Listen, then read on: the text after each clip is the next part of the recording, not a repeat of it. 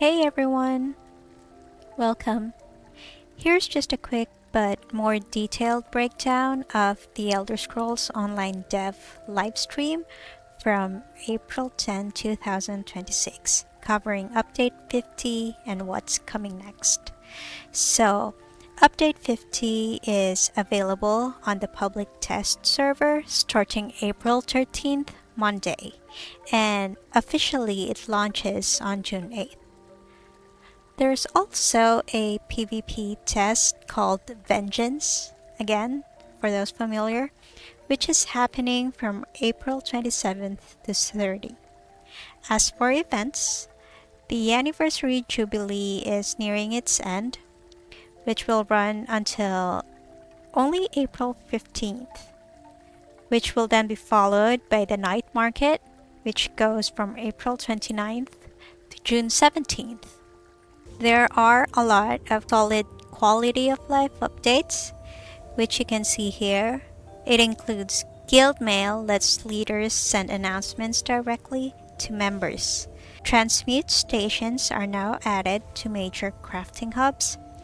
Exemplary items can now be constructed or sold for gold. Vampire and werewolf quests have been improved for smoother progression.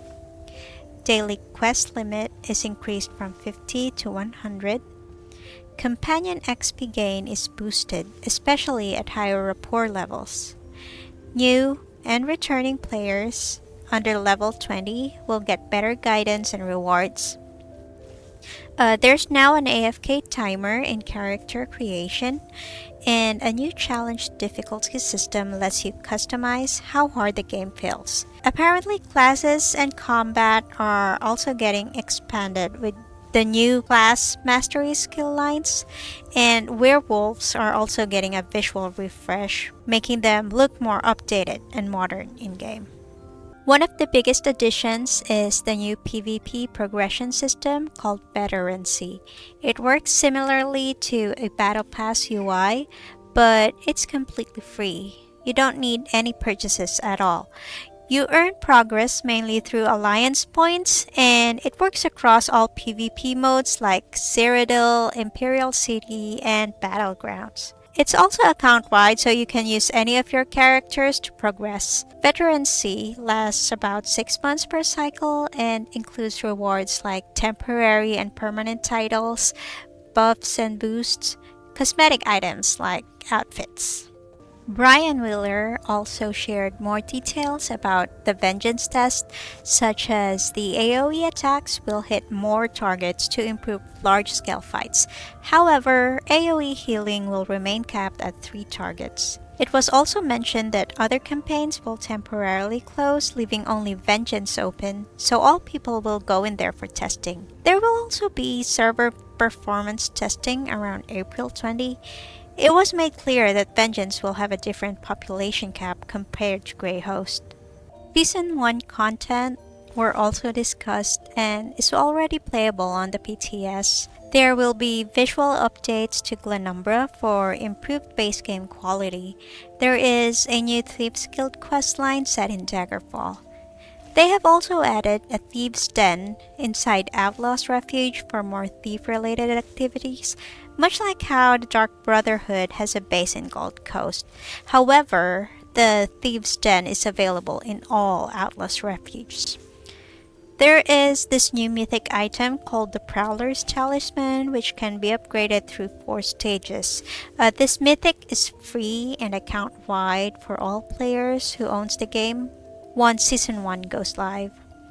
Additionally, there's also a brand new Shogorath questline in Stormhaven, which is very exciting for all of you who loves cheese and chaos. A new system called Favors will be introduced. These are like mini daily quests found on freerunner boards in starter zones like Glenumbra, Oridon, and Stonefalls. Each favor has its own small story, ranging from simple tasks like feeding animals to exploring delves. Completing them rewards you with gifts, and finishing multiple favors unlocks housing decorations. You can get the job posters to decorate your house or something like that. Dynamic World events are also coming with Update 50 on PTS. These are random events that trigger automatically when you enter certain areas. They scale depending on how many players are participating and can range from small encounters to larger zone-wide activities. At the end, you'll fight a boss and get rewards from a chest or a couple. Looking ahead, Update 51 will introduce a rumors system. This is a more exploration based quest system where quests are not marked. Basically have to gather clues to progress, and some stories may have multiple endings. These quests are character specific, so progress won't carry over between characters. This feature, the rumor system, is just a preview for now and won't be available yet on the PTS. It said that it will be a part of Update 51, which is technically in Season 1.